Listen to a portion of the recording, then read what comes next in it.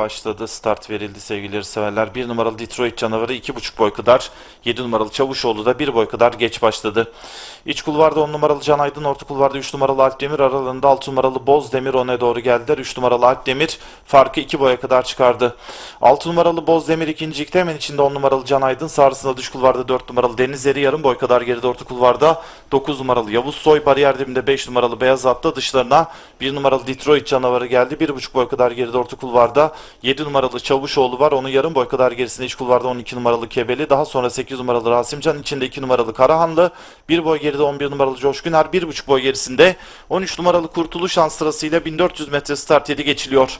Koşun lideri iç kulvardaki 3 numaralı Alpdemir. Fark 1 boy kadar 6 numaralı Bozdemir yine ikincilikte. Sağrısında 1 numaralı Detroit canavarı. Yarım boy geride iç kulvarda 10 numaralı Can Aydın. Dışlarına 8 numaralı Rasimcan geldi. Aralarında 4 numaralı Denizleri.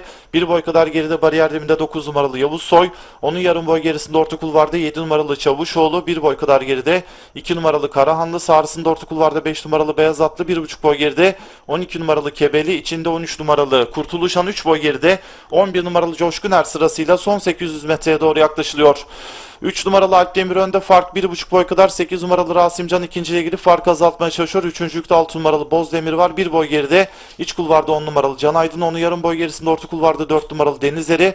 1 boy kadar geride orta kulvarda 9 numaralı Yavuz Soy. Yarım boy gerisinde dış kulvarda 7 numaralı Çavuşoğlu sırasıyla son viraj dönülmek üzere. İç kulvardaki 3 numaralı Alpdemir koşun liderliğini koruyor. Fark yarım boy kadar orta kulvardan gelen 8 numaralı Rasimcan farkı azalttı. Ve şimdi 8 numaralı Rasimcan koşudaki liderliği alıp farkı 1,5-2 boya kadar çıkartıyor.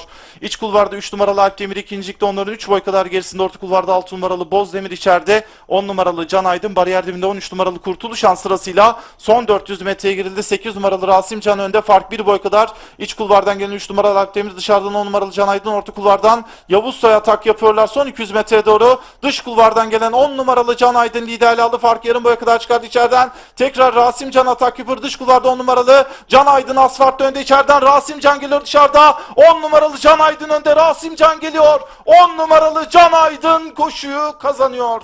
8 numaralı Rasimcan ikinci, 9 numaralı Yavuz Soy üçüncü, 6 numaralı Bozdemir de dördüncü oldu. Üçüncü koşuyu 10 numaralı Can Aydın Sercan Tırpan'la kazandı.